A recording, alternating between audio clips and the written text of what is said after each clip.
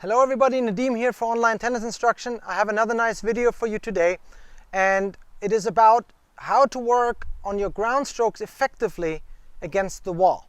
Now, when we work with our students, we're almost 100% of the time on court with them, of course, but sometimes it's a good idea to use the wall to focus on specific mechanics that you're making, because the wall will give you immediate feedback whether you are doing things correctly. Let me explain. When you're on court, we almost always want to look at, okay, is the ball going in? Am I doing it correctly? And we judge ourselves by whether the ball goes in the court or not. When we all know that the process itself can take time until the ball does what you want it, but the wall will give you almost immediate feedback.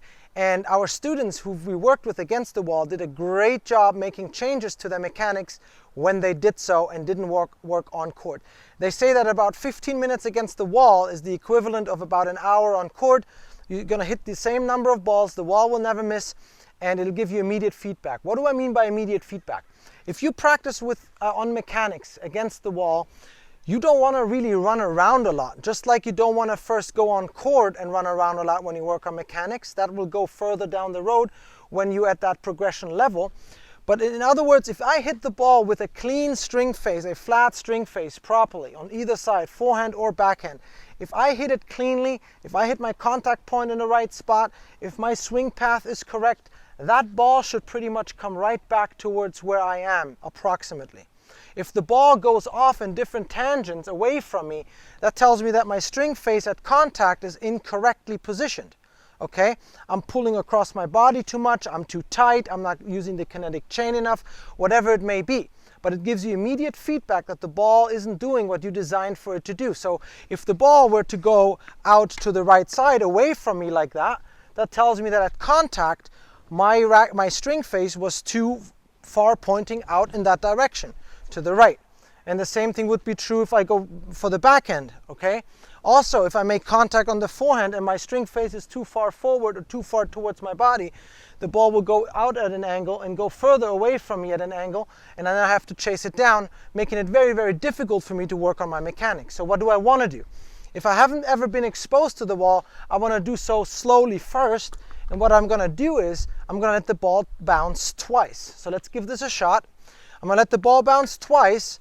So I'm going to start relatively soft and just make sure that I don't have to move a whole lot in terms of running around. Okay?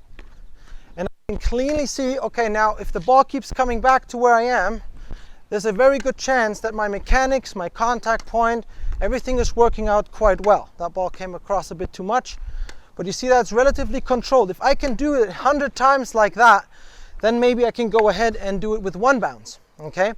And then I switch to the backhand and do it with one bounce on the backhand. Let me show you if I can do it on the backhand. Same thing, that the ball bounced twice, and I shouldn't be having to run diagonally too much. I shouldn't be having to run laterally too much. Okay, and I can see that ball is coming pretty much always back to right where I am.